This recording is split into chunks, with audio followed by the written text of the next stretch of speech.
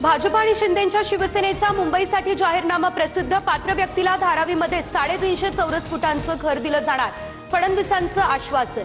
बाहेर फेकला गेलेला मुंबईकर मुंबईमध्ये आणणार, शिंदेंची माहिती. महिलांना बेस्टमध्ये 50% सवलतीसह लाडक्या बहिणींना लघु उद्योगासाठी 5 लाखांपर्यंत बिनव्याजी कर्ज देणार.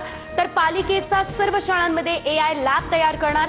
पुढील 5 वर्ष पाणीकर वाढवणार नाही, भाजपचा हा वचननामा.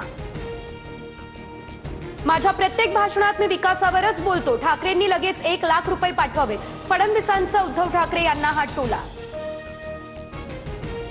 महानगरपालिका निवडणुकीसाठी आज प्रचाराचा सुपर संडे. नाशिकमध्ये फडणवीसांची, छत्रपती संभाजीनगरात शिंदेंची, तर अहिल्यानगरात आज अजित पवार यांची सभा.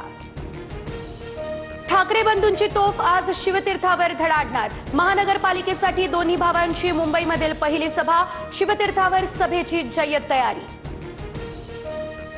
नितेश राणे यांच्या मुंबईमधील बंगल्याबाहेर अज्ञातानं बॅग ठेवली. पोलिसांकडून बॅग ठेवणाऱ्या अज्ञात व्यक्तीचा शोध सुरू. तर मला सांगून बॅग ठेवायला आले असते, त्यांनाच भरून घरी पाठवलं असतं, नितेश राणेंचा इशारा.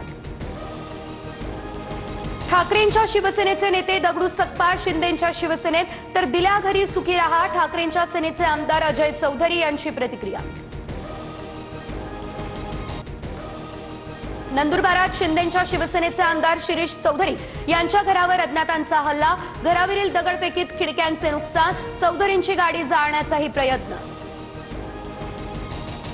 अमरावतीच्या वरुण नगर परिषदेत काँग्रेसचा गट भाजपमध्ये विलीन. मोहम्मद शौकात आणि भाग्यश्री अधव अशी काँग्रेस नगरसेवकांची नावं. मुख्यमंत्री फडणवीस आज पुण्याचं विजन मांडणार. अभिनेत्री गिरिजा ओक मुख्यमंत्र्यांची मुलाखत घेणार. 100 पेक्षा अधिक ठिकाणी मुलाखत दाखवण्यासाठी स्क्रीनचीही व्यवस्था. गुजरात दौऱ्याच्या दुसऱ्या दिवशी पंतप्रधान मोदींकडून सोमनाथ मंदिरात पूजा. सोमनाथ मंदिराचं रक्षण करताना आपल्या प्राणांची आहुती देणाऱ्या असंख्य शूर योद्धांना मोदींकडून श्रद्धांजली अर्पण.